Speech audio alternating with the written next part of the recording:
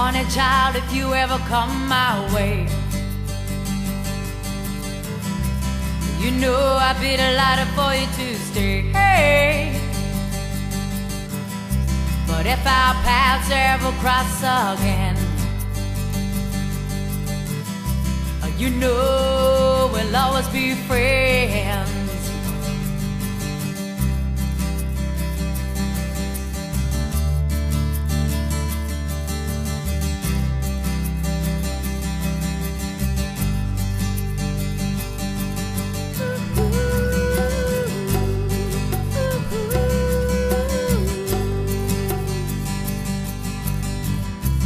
Though the river runs deep and wide, you know I take it all in my stride, remembering the laughter and the love we had. You know I can never be sad.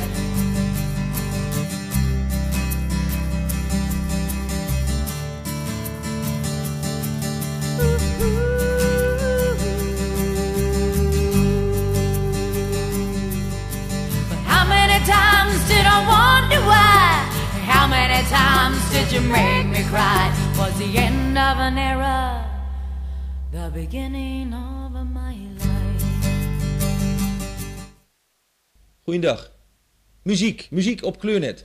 Ja, u hoort ons niet zo vaak muziek brengen. En dat komt omdat we de regels van de Nederlandse Buma Stemra en de Sena niet willen volgen. Niet omdat we muzikanten niet willen betalen, maar omdat Buma Stemra een regeling heeft dat je als televisiestation een bodemprijs moet betalen als je muziek wil uitzenden. En die bodemprijs is ongeveer 140.000 gulden. En dat vinden we voor ons station te veel. Dus we doen het zonder muziek. En als u muziek hoort, is dat altijd zoals dat genoemd wordt, royaltyvrije muziek uit Amerika. Of muziek van mensen die dat origineel maken. Mensen die producties maken in geheel eigen beheer en die zich dus niet houden aan de regels van de Buma Stemra of Sena. Dat kan bijvoorbeeld als het gaat om hele oude muziek. Want u begrijpt, Johann Sebastian Bach, daar zitten geen copyrights meer op. Maar van hedendaagse contemporary muzikanten hebben we daar dus problemen mee. Maar soms lopen we toch iemand tegen het lijf die muziek maakt en zegt nee, maar ik doe dat, ik produceer zelf op heel kleine schaal cd's of tapes of wat dan ook.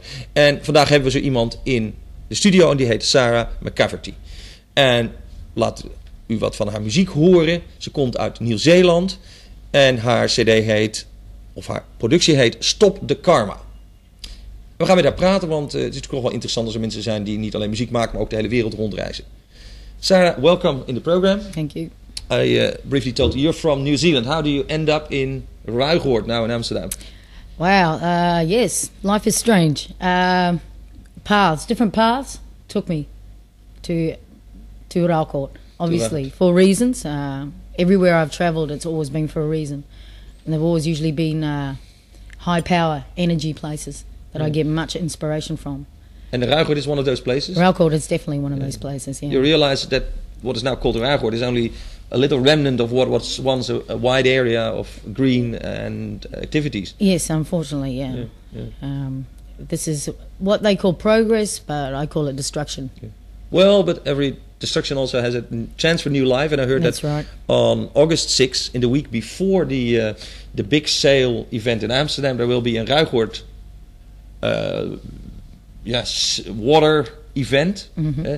They every year have a thing called Landjuweel, which is an old name for a poetic, how you could call it, gathering where a few hundred years ago people would come together and they would call it Landjuweel, and they would come and do their poetry and songs and whatever.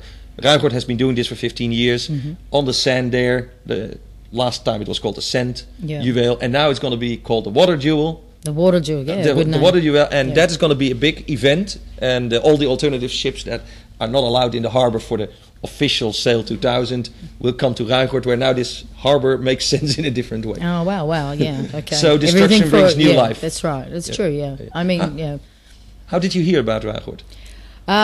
From my angel. I call him my angel. I was at a place one time, and I was just new to Holland. I was asking about festivals, and he said, I think you would really like Ruilcourt. So I went to the festival last year, and it all just took off from there. You know, you always, I think from the Great Spirit, you're always connected on your path. You always have a path you're going, but all these connections come at the right time for you to meet these people. And it's beautiful. I strongly believe in it. And so this man told me about it, and I went there, and that was it. I sort of, I've done many things in between. I'm working on new music as well, but I end up back there, and everything goes full circle. That's how it goes. But you've been traveling around the world. You come from New Zealand. When you grew up, did you? I mean, I've never been there, but the images I've seen, it's green. It's beautiful. It's a very beautiful corner of the world. For us, it's the farthest corner of the world. Different from the Aboriginals, but similar. They have the Maori the people Maoris, there. Did you have, when you were young, any contact with those people? I went to school with many Maori and Polynesian people, because the Cook Islands are very close, and I did schooling with those people, and so I got to learn a lot of their traditions, the language. The way they cook, it's incredible. They have hangis. They cook in the ground, which is very similar to, say, a luau, they would call it, in some of the other islands. Well, they cook in the ground. Wait a moment. They first make a fire? They make a fire, and a really big fire. You get hot rocks, stones, and you heat them for about 6 hours. They've got to be red, nearly white hot. And then you dig a pit about 6 foot, deeper than a grave, or maybe the size of a grave for a body. You make baskets. You can make baskets out of wire, out of many things, you know, over the years it's been changed. You put the food, like they're very big meat eaters, so they get whole sides of pork, whole cabbages, whole pumpkins, potatoes, and you wrap everything up in banana leaves. You get, beautiful flavour. Banana leaves, you put everything in the baskets, you cover it with sacking. And then you wait till it's... and whatever needs cooking the least, you put at the bottom. Okay, because the heat rises, right? Like most things. And then you put it in the ground for 6 hours, you cover it up, and you put the hot rocks over and build the fire on top, and about 6 hours you have this beautiful food that's cooked in the ground with the smoky flavour. It's great. Now you live in Ruilcourt, and your songs are called Stop the Karma. I can that's kind of funny, because are you a meat eater? I believe a lot of songs are channeled through me. No? Are you a meat eater? Oh, am I a meat eater? I thought you said a mediator, and I thought it was a mediator. Right? No. No, you're not. No. I find it. You see, when we talk about Mongolia, yes, yes, where there's little grass and no cabbages or whatever, people were forced to eat meat. Yeah. Same goes for the Eskimos. I think that's fine. But now you come in New Zealand, where I think everything comes from the trees and it's very green. How it's an anomaly for me to see that those Maori people eat a lot of meat. Right, okay. Basically, I think if you have to survive, you kill and eat whatever you can. But in a world today where the main reason I don't eat meat, it's not actually for the taste of it. Like, I'll smell roast lamb or something, and wow, okay, the scent, I get childhood memories. The roast dinners on Sundays, okay? I go, wow, I'd love to try some of that. And I think, well, why not? But I don't know where it's come from. I don't know what they've been doing to it. And that's the main reason, that hardly any food is pure these days. And that's the main reason why I won't eat meat. And the Maoris, yeah, sure, still eat meat now. But when you could eat meat, well, okay, of course you can. There's biological. It's just so many things are tampered with now. Don't you see this strange juxtaposition of people living in one of the richest, nature-richest countries in the world, where you would say this whole philosophy about we eat meat for necessity at some times. Yeah, sure. I mean, I think anyone can eat what they want. I don't personally judge anyone for what they want to eat. That's great if you want to eat meat. Personally, I don't kind of think you need it every day, like for your body itself. I don't think you need it every day. It's totally free to be a vegetarian or even a vegan for people who don't drink even milk. And it comes in many religions. I don't know much about the Maori people. I know the about Maori the originals. people. Okay, the Maori people are quite a lot. Okay, they're the indigenous people of New Zealand. Now, the Aboriginals, most people know about the Aboriginals, but not a lot about the Maoris. The Maoris were very fierce warriors. They still are, but they are. So, in other words, when the white man came to New Zealand and said, "We want this land," they just said, "No way, man." and a lot of them were cannibalistic, actually. So you would say they resemble a little bit more the New Guinea people? And possibly, because all tribes are interlinked anyway. Like even the white man, we're interlinked as well. It's just that we've somehow, our skin is this colour, and over the centuries we've just forgotten. We call them all come from Africa or something. Yeah. And we have just actually forgotten about the laws of nature, or how it is to live, or the truth, because we're clouded because of so many different energies and electronic things around. We're clouded with a lot of stuff. So really, in this day and age, all we have to do is remember again. It's not that we don't know any of this stuff that these tribal people have inbuilt into them. It's just we're not aware of them because for some reason we've lost the remembering. Yes, but that's exactly what struck me. A while ago I met a man from Samoa, Le Tagaloa. I think he is a member of parliament there. Now these guys are wide and big, but they have this incredible power, yes? And it's a nature power. You feel... And very kind energy. You know, it was fierce, but it was also kind. It was like, I'm in power. And he actually said, I invite you to come here. And they organized a conference there. But I was struck by that. I don't see those people anymore. Maybe it is because when I think about King Charles V or something, I have this, and you see that. And these guys were also dressed very big and had the same. But this guy looked like that naturally. Yeah, exactly. Well, it's inner power. You see, once you have inner power, it shows on the outside. You know, it's an illusion how people want to dress or look or whatever. I mean, you can, if you're at that higher level, that you can make people think you're this, that, or the other thing, they will. You know, you can walk into a shop and say, I'm the Queen of England. And if you're at that level of consciousness, truly, do you know what I mean? People would go, wow. You know, like on Queen's Day, we were dressed in orange with myself and lady. Did you realize we just had a good example of that? Some lady, Nina Brink, took a company to the stock market, World Online. It became a big scandal. And in the weeks before, she portrayed herself as extremely rich, and she had everything, and her own planes, and this and that and that. And then the whole thing came to light, and it turned out she didn't have much money, and she sold beforehand 120 million. But she really got everybody believing that she was like the queen. Exactly. But that's what you can do, because people are like sheep, basically. Do you know what I mean? I don't mean everyone. I don't know sheep, but you come from where they have a lot of sheep. Yes, exactly. But it's about making people aware, making them be an individual and stand up and go, yes. You know, but everyone has this attitude of, I throw this on the ground, or I do this, or I don't care anymore because no one else does. But if everyone has this I don't care anymore, no one else does attitude, I mean, of course, it's thought waves. People's minds are so powerful. It's like when you admit negative thoughts and you think it's only you and your little world, but it's not. You transmit it out to the universe. Someone's going to grab it somewhere along the line, or to turn it into a positive thought. Maybe that happens as well. But that's where you come in, because we were talking about Nina Brink trying to act as the queen, as the queen of money, but you go on the stage and you do a similar thing. Yeah, okay. Because you grow on the stage. I mean, sure.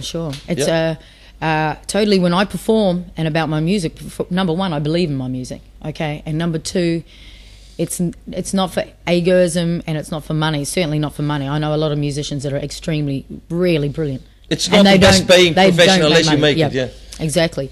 But it's about connecting with people. If I play to a room of people and maybe say it's a crowd that wouldn't usually listen to my sort of music or are into different stuff, you know, that's even more of a challenge for me, because if I can connect with at least 1 in 10 people, 1 in 100 even, okay, that person comes up to me and says, wow, I really like your lyrics, or I know what you're talking about, or whatever. I mean, that's it. I've done my job, or it's worked. You know, the ratio, it doesn't matter. Like, I don't expect 100 people to run up and go, yeah, brilliant. If 1 in 10 or 1 in 100 people come up to me, I just think, wow, I've reached someone. And for me, that's important. And if nobody comes up? And if nobody comes up, I go, wow, okay. Maybe they were too shy. No, but maybe where they didn't does the understand. ego come in that? Because, you know, we... Okay, well, to perform the stuff, okay, yes, of course, I can't be really shy in myself and go, oh my God, I've got to get up in front of people. Really shy. No, I'm not. So somewhere I have to have self-confidence. I call it self-confidence and self-esteem. I don't actually call it ego, so that I can get up and perform in front of hundreds of people. But the main thing is getting my message across, and that's the thing. I have to be strong and forceful. But it doesn't, yet again, I mean, the issue that I wanted to talk about is that I mean, when you turn on the radio and you listen to what's playing on national radio, I mean, okay, I'm not here to judge anyone, and maybe this is the way music's going, but to me, a lot of the words aren't very meaningful. A lot of that, the music's brilliant, the music's great. I'm into a lot of all different types of music. It's not actually about... Yeah, but come on, girl. We live in the time of house. We just had Queen's Day here, and people dance on the streets on some monotonous beat. Sure. The days of Bob Dylan are gone. Exactly, but everything comes full circle, I believe. I mean, I work with a lot of young people sometimes, and they'll put on, an old American album with Son of a Preacher Man or, Bob Dylan songs. They go, wow, I really like this stuff, because they actually haven't heard of them. So the whole stuff could be revamped yet again, because these people actually don't know that this existed in the 60s or 70s. For them, it's new. So if it's to be done with a house beat or whatever, I mean, if you have to connect with these people on a level lyrically, and you have to add a house beat or change it a bit, I mean, then so be it. I mean, I heard a song the other day. I can't remember what it was now. It was a Steely Dan or Jerry Rafferty song, Baker Street or something like that. And it was like, a modern house beat. And I've gone, right, okay. So for me, I'm not against this music happening, but as long as it's... With music comes drugs as well. 60s, 70s, the music they had, they were experimenting, There was acid, there was pot. Don't you see, Sarah, that people look at you and look at our program and even Kleurnet as a station, and they said, oh, God, well, these are reborn hippies in the sense that they do this new age stuff and they believe that the earth should be cared for, and that's your message, and that you say stop the karma, that there is a connection, that there is dualism in the world, to tell you that our way of making money on the stock market, post-yuppie, postmodernism, where material things are more important, and if we can't fix it today, we'll invent something tomorrow to fix it. That attitude of materialistic, people call it wealth, you could call it poverty. And then we are here, you're here, and I'm here, and we're talking about the earth and Ruigoord, and about how important it is to trace back our roots. Your roots are maybe not genetically New Zealand, but there is roots there. There is experience you had when you were young, and tell that to the people. People see us as a little bit weirdos, as 60s people reborn again. They can see whatever they like and judge and whatever, but the bottom line is, it's great to have all this modern stuff and, like you said, material possessions, but it won't be worth shit when there's no air to breathe because there's no trees. No, that's true, but Greenpeace is 30 years old, and we already, or 20 years old, whatever, and we already have movies now about the founders of Greenpeace. We have mystified, we made a mythology out of those 60s and 70s people about their struggle. And we look at it, oh, that's nice. It's like Charles V. We look at the past, oh man, they did all this fighting with the whales and so on. Today, whales are killed. It's still an issue. Yeah. The world is overpopulated. That's still an issue. Yeah, the world at this moment, because of something we knew a year ago, that is that the sun would have a very much, this is one out of an 11-year cycle, and the sun would have like 200% more impact. So a year ago, and I wrote a book about the millennium threat, and I said that's one of the things that's going to happen, that the atmosphere and the climate will be influenced heavily. So now suddenly it's raining in Ayers Rock, it's raining in Mozambique, it's dry in India, it's strange climate in Mongolia. Yeah. We could all have predicted it, and we'll see much more coming in the coming months, because the winter was too warm, so the insects didn't die, so we get bad yields from the crops, and so on and so on. Everything could predict that. Yeah. But I don't hear Clinton or whoever a year ago saying, hey, all these billions and billions that we now have extra that we found, it's unbelievable. My country found the billions by the, this is 10 billion there, and more tax or less tax. Unbelievable amounts of money, and nobody says let's spend it on the world. Yeah, exactly. You're right. And the issue about the weather changing in different countries, I believe, we know it's happening. It's showing it now. It's showing every day in the newspapers. 50 million people. But if you look at when people were tribal and they used to move from place to place, because, you know what I mean? The winter, we don't stay and try and grow crops in the winter, and especially after we've ploughed this land, because there's no nutrients left in the land anymore. So everyone was tribal and used to move. And that's the difference. At one stage, we became fixed. People became fixed and settled. And I'm not saying, okay, everyone just uproot and go and grow different places and everyone move around the world. I mean, it's great to travel. You get a lot of knowledge from traveling. I would say you're a person who still travels. Yeah, totally. I do still travel. And you seed your music here and there and hope it flowers. Yes, exactly. But, okay, it's about healing the earth, but really what I'm trying to get across to people is to actually heal yourself. It's like get yourself in your own inner peace. And, hey, I'm still learning. I'm not any... We're not saints. Yeah. We learn every day. Very few around these days. Yeah, exactly. You know, we learn every day from... you can learn from what people think total disasters are actually blessings in disguise. You know, if you have a bad day or something happens, if you look more into it, usually it happens for a reason, and usually there's messages, you know. Negative things can be turned into positive. I mean, you cannot... I'm not saying let's get rid of all the bad vibrations in the world, because you have to have negative and positive. For a start, you have to have negative to show you what positive is.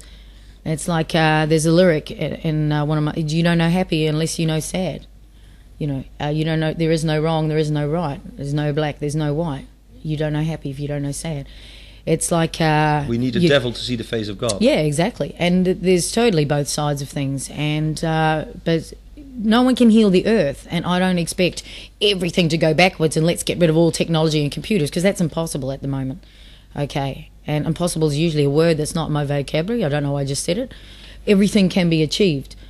But it's all these humans, billions and billions that are on the earth, can live together.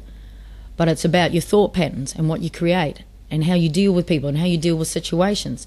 And that's the number one thing, because no one can heal anything unless ourselves as a race walking around on this earth heal themselves. And it's mainly about understanding, you know, because Mother Earth's so strong. You know, like years ago, I used to get really angry at whales being killed and stuff, and, you know, forests being knocked down.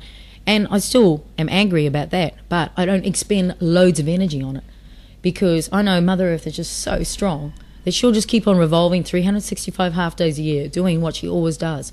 So for disasters, oil spills, or even the Exxon Valdez, you know, the oil spill there's probably things growing now that weren't growing before. Maybe they're new type of plants, or, you know, there's I think Raigwood is a good example. It was considered a place that, you know, sand dunes. 25 years ago, this was to be a harbor. And then in 25 years, it became a nature preserve in a way, with its own species and little animals and the people that were connected to it. Yeah. And that's the most important. People are connected.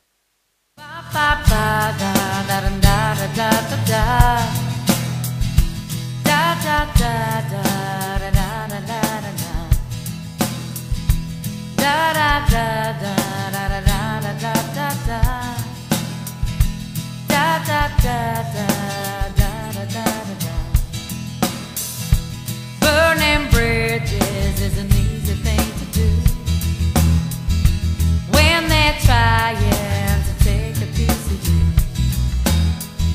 You see, I don't have to prove a thing to you. Everywhere I go, my true colors are shining through. So come on over here if you wanna make me smile. Come on over here if you really think it's worth my while. Come on over here if it's love you have to give. Come on over here, but don't try and tell me to live. Words are weapons, can be used both ways. Can speak of love and can speak of hate. Don't you try and put no weight around my neck. What you see, boy, is what you're gonna get.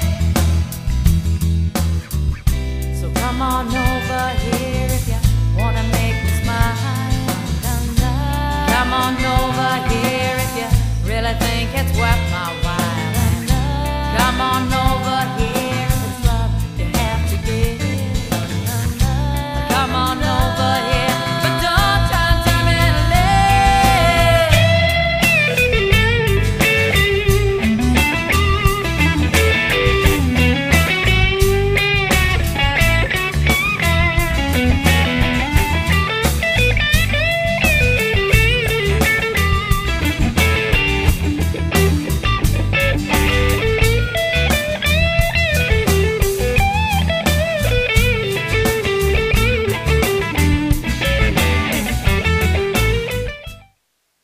Your title there is Stop the Karma. Mm-hmm. Can we stop the karma that we are... Karma as in negative things that we do to the world? Stop the Karma. This is a song I wrote in Ireland, and it just came to me. Like, that's why I said sometimes I think songs are just channeled through me. I don't think you can actually stop the karma. I mean, it's great to use that as a title. It wasn't to make people stop and go, wow, what is this about? Stop the karma. But it makes people think, and that's number one thing. People have to start thinking for a start. But it's about diverting the karma, or rearranging the karma, or focusing in a more positive way. Because karma, as you know, it's what you give is what you get. Okay. So karma itself, in a word, if you want to analyse it or whatever, basically that's what it means. Whatever you give out is what you get back. It's the mirror function of the universe. Yeah, I mean, it's really... Everyone thinks it's, you say spirituality, some people, and they say, yes, old age hippies, what are you talking about, blah, blah, blah. Mm. They straight away say that. And, okay, it's a label, really. You don't even have to call it spirituality. You can just call it the truth. Living day to day by the truth. And the truth is basically, it's so simple. But everybody says they are living the truth. It's so simple. Well, okay. Well, the truth, if one person's truth is, okay, what I give to someone is what I get. But I don't want them to come to me and go, wow, this guy ripped me off and blah, blah, blah, blah, blah. And I go, well, what did you do to him? Or what did you do? Or what have you done? Analyse, what do you think this meaning is? Or yeah, but isn't that depending on what we receive? Yeah. These days, people, I see CNN, there's always NASDAQ and Dow up and down and whatever. It's become part of our life. People's investment, and of course, many more people now do invest than before. Mm-hmm. You could say it's a good... I mean, we all now share in owning the production means, many more people. But it has made our life something that's dependent on a virtual thing, that is the stock market. Yeah, we see a little thing on the CNN bobbing up and down. Yeah. And I thought, Jesus, that... And that's your dependence on how well our company's going to go or not. We feel good when that thing goes up, and we feel bad when it goes down. Not only because it's your own money, but it's the money of your pension fund or your colleagues or the people around you. So we have made new symbols. And those old symbols that come from societies like the Maoris or the Aboriginal or any indigenous tribe, where the earth and nature were our care, and you would rather look at the trees and the sky and say it's a good day than to NASDAQ. Yeah, isn't it funny that we define a good day now by whether the stock market went up? Well, that's control. That's total control, and that's what's happening to the world. That people are being controlled by music, by media. I mean, that's what I mean. Technology, you cannot stop it. Okay, we've come this far that yes, there's virtual reality. Everything can be done on a computer. A lot of things are made easier. That's great if a lot of things are made easier for people. But all I'm saying is that maybe it's not so good that they forget how it used to be. Or there's other ways you can live. If a whole system broke down, the whole economy, the whole system broke down tomorrow, would people know how to collect wood, start a fire, cook, survive? Like in instances like Mad Max. What do you mean? You look at the internet and you say fire making. Fire making, how to collect wood, how to build teepee. Yeah, I mean, the survival is so strong in humans, I believe, yes, we'll be able to do it. Yeah. Okay, but if that's what it has to come to, well, you know that people have to run around and do this, then fine, I'm glad, I hope they do. Otherwise, if they don't, it's going to be what I call natural selection, only the strong survive, which is how it's always been, only the strong survive.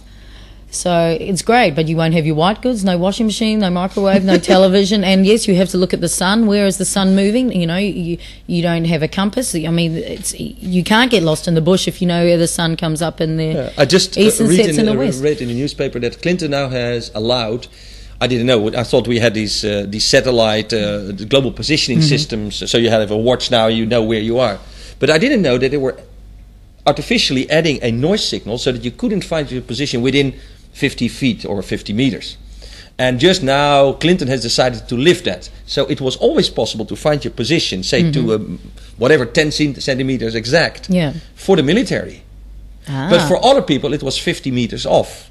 Oh my God. Now then I thought about that's total control. My God, no, not only scary. total control, but it's scary because it means a guy falls out of a plane and he happens to have one of those things, yes? And he knows where he is. Then we cannot find him. Yes, or in a city, where you could say, yeah, within 50 meters. Well, within 50 meters might be 20,000 people. Yeah, exactly. But if you say, hey, within 10 centimeters, we can find them. So what about the security aspects of that? So the US government, or whatever government, has decided to artificially add a noise factor to positioning systems. Yeah? It's but isn't it great how they just decide that I'm going to do this, I'm going to do this? It's like, and everything they do for security is supposed to be for the good of the people. Like, with Nassau in America, I mean, I won't even go into that. But yeah, that they've found there have been people from other planets in them, but of course they've just cut them open. They're not going to say to people, "Hello, a spaceship has landed in the Iowa desert, and we've." Would you everyone like to come see the aliens? They're on display, as if they're going to tell people. I mean, people would freak because they're so scared, full of fear. Well, I'm not a believer. We'd be interested in UFOs, but okay. But we have a program, another guy who does a program about UFOs, and there's many people that believe in it. I do believe in forces outside of me, and whether you call it nature or God, it doesn't matter. Coming back to you, you come from New Zealand as a musician, and you said you went to Ireland and you got some inspiration for a song. Is Ireland similar to New Zealand? Ireland's beautiful. Wow, it's wet and similar. Green and rainy. It's wet and green and rainy. There's a lot of old stone houses, a lot of very ancient places. I was in a caravan. The ley lines, similar to you have the Bermuda Triangle. And wow, I got so many things channeled just through there, and it was like on the edge of a cliff, rocks, wild sea. The people are beautiful because it's like it's a country that it often rains, it's bitter cold, but they're still very happy-go-lucky, cheerful people, and the whole place is full of music. Yeah, that's the positive, and everybody's a poet. But go around in Ireland after 11 o'clock at night, and you know what's happening. I didn't go to the north, if that's what you're talking about. No, not only in the north, also in the south. After 11 o'clock, everybody's drunk. No, that's not. Because I played music. No, I played music in a lot of places. I mean, Irish have this reputation that they drink a lot, but I've met many people that drink coffee, and have never touched a drink. When I was there, I had a feeling that there was the bright side, which is the poetry and the deep-rooted connectedness to nature. If you go around there, you see the elves coming out of the trees, so to speak. There's always the little people. They always there. Yeah, it's a whole different nature. But on the other hand, you see there's a deep sadness in the people. Because as a culture, they were, driven. They're the last ones before the ocean. That's the story, of course. Some of them went to America and took their culture there. That's right. But that whole Celtic culture was driven into the sea from over the continent. Wow, I think it's still much alive, really. As a people with the music, Ireland itself for tourism, I mean, a lot of people going there more and more. I mean, I noticed it. There's been a big economy boom for them, or say money into Ireland, whereas, I don't know how many years ago, I won't say it's a poor country. I mean, everyone said, what is a poor country? Basically, if you've got a shelter over your head, food and clothes on, shoes on your feet, what is poor? Do you know what I mean? It's like you have to define what's poor, what's rich. I mean, people starving in Africa that maybe get one meal a day. People think that's poor, but maybe they're so used to living like that they don't think that's poor anymore. So you have to define what's rich. But still, there is a certain sadness in their culture. The sadness, I think, it basically comes from, wow, if there is a sadness, I mean, it comes through in the music. You can hear it. There's so much feeling in the music. Whether it's from the whistle or the shanose, they call it, is when they just sing basically a cappella. The women sing, and it's so beautiful, the men as well. I mean, maybe it's because of all the war that does go down, like in Northern Ireland. It's still happening, Someone said to me the other day that the English would move out of the Parliament if the IRA gave all their weapons back. But for so many... This Northern Ireland thing has been going on for so long that it's like if you take a cause away from someone, do you know what I mean? I think they've been so involved in this that it's like, what do we do now? Let's hand in our weapons. Oh my God, there's peace. What do we do now? Do we go back to... People have been grown up, generations have been grown up with the feeling that... it's the same in the Middle East, the situation where... no one's gonna give in, and if no one gives in, there'll always be this. And so it's like, I mean, what do you do? It's Okay. So there's Irish inspiration. What other places in the world inspired you to make songs? Well, I went to Israel and Egypt. Israel's a beautiful, beautiful country, but still a lot of tension. Not so rainy, eh? Not so rainy, no, but the desert's beautiful. It's like... where did you go in the desert? I was near Eilat, about half an hour from Eilat. The place was called Eliphaz. Yeah. There's I think there's a convent, St. Catherine's convent, somewhere in the desert there, but that might be a little bit further away. Oh, that's Egypt. Yeah, that's where I stayed. That's on Mount Sinai. Yeah, that was where I camped, not at the convent itself. But you can go up by camel or walk, and I just...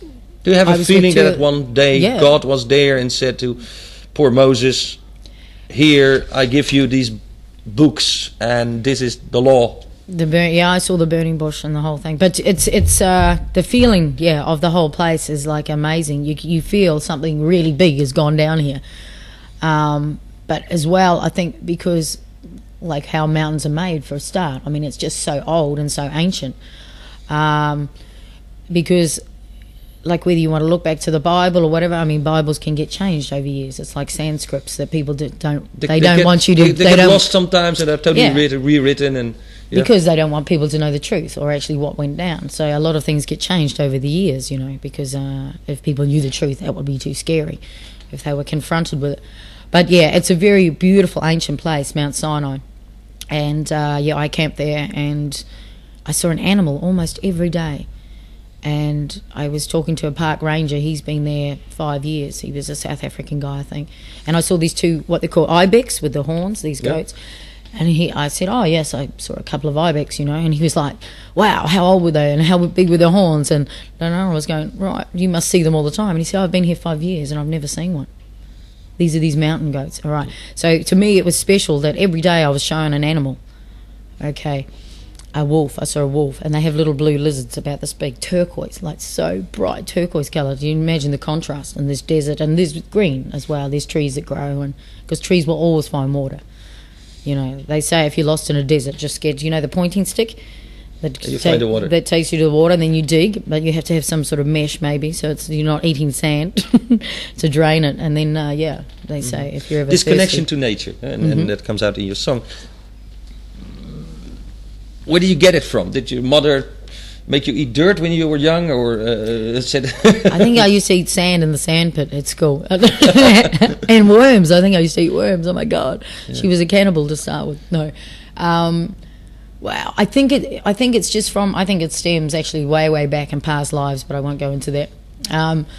But I think it's all within everyone, but it's just an awakening. And yes, I'm very lucky to have been brought up in a place really close to nature. Like I think it was 10 minutes, our backyard, you walk, there's all quite long grass and big, huge pine trees. And then from there was beach. Okay, so I was lucky to be brought up always near the sea or always near the bush. So I think I had a respect for it to start with. As kids we used to always play and go for bush walks, nature walks. And so I think, and then we moved to Australia. I've actually been living in Australia 15 years. And the last place I was living was far north Queensland, and that's actually the rainforest. So 22 minutes I was near the beach again. Another 20 minutes I'm near a natural waterfall where you can go and lie on big boulders and totally naked. And I lived in the bush for 9 months. But you realise we in this country we have 15 or 16 million people. There's 6 billion out there. Not everybody has a chance to experience that nature. Exactly, if you were grown up in the city or whatever, then... So what can we do, what can you do, and what can we do to bring that sense of nature back to people? Because you can talk about giving money to Greenpeace and whatever organization, but that is still a something from the new virtual world to the old world. Exactly, How can we for instance, raise the consciousness about Earth? The consciousness about Earth, well, number one, is basically you need to create an environment that people are happy with. Like people go to nature, they go to the parks. You see there's millions of people here. Everyone goes to the forest or to the beach, and you still see millions of people. You never really get away or have that solitude. You must find the solitude within yourself, the inner peace. And then maybe you can handle situations like that when you're at the beach and there's heaps of people. But to live, my heart goes out to people that live in a city. But they also choose to live in a city as well. You understand? I think I've been here for this long. That's my stomach. I think I've been here for this long because I had to see. Usually I would not stay in a city this long, okay? But instead of me running away going, oh, I've got to find nature, I needed to be here for this long to see how much really I do appreciate nature. It just, woke me up again to say, hey, Sarah, this is what people live in. You know, for 15 years they live here, maybe have a holiday once a year, 3 years to 3 weeks to Spain or whatever, you know, and then they come back and, back in the city, it's like, whoa. But another thing is replanting. It's like the waterway they've just built in Rauwcourt. Now, I don't know, correct me if I'm wrong, but isn't there a huge port in Rotterdam? Isn't there a big port already in Amsterdam? That's the whole debate. Was that thing exactly necessary? So that's kind of makes me think, when they choose to go, I'm going to put this building here, or we need to put this here, do people really think, okay, but is that for the good of all the people? It's usually for technology. It's usually for more buildings, for more money, to produce more things. Usually not recyclable things. You know, it's like okay, that's the negative. Okay, look at it. Okay, the positive side. I think, to me, eco-communities would work. But to me, it's it's a long path. It's a long path because, you know, to take people out of existence, of living 3 stories up in pigeon boxes, you know, from all their amenities and everything that's so handy to them, and all their material possessions around. That's great. I don't judge them. I think it's beautiful they have all that, if they're happy within themselves. But usually more things you own, the less happier you are, because usually you have to pay the bank off for this, or, you know, you have a car, but you've got to put fuel in it. You've got to feed your car, right? You know, and then they break down. So, you know, it's not usually... Material things. Okay, Sarah... But replanting, eco-communities, replanting. There are ways you can live. I mean, you know, and I know there are ways to run cars without using petrol, but tell that to the oil companies. I don't think they're going to turn around tomorrow and go, oh, yes, we stopped drilling for oil because we know you can run a car on water. You know, it's like there's cures for cancer. You know, there was a guy in America, he was killed. He had to go the formula had to go underground. I shouldn't even be saying this on air. They'll be after me. Well, no, but there's cures for cancer. But if you had a cure for cancer, can you imagine? Like, it's a cure that's 5 herbs. Can you imagine if people knew that? Do you think the pharmaceutical companies? You know, it all comes to do with power and money and keeping people under control. Governments are great. They love it when they can have you under control and you walk around like sheep, believing everything they say. Well, anyway, you are free to sing, and you have done so. I am. Thank you, Touch Sara wood. McCafferty, and your email address is? Sara McCafferty @hotmail.com. Okay, shall I show them that? Because they'll have to know how to spell my name. Okay, thank you, Sarah. Hey, Luke, thank you.